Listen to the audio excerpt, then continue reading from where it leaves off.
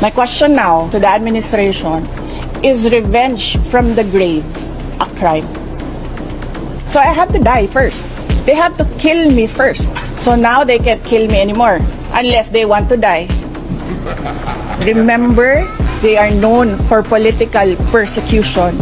They suppress and oppress opposition.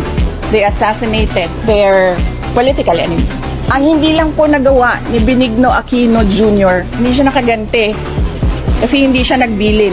But you know, Benigno Aquino Jr. is not Sara Duterte. So that's the playbook.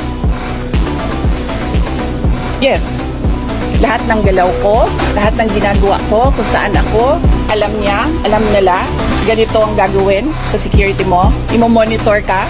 So that's one threat. Well, that is a possibility. You see what they're doing right now? They are undermining my security. Hindi ko pa dinidiscuss ang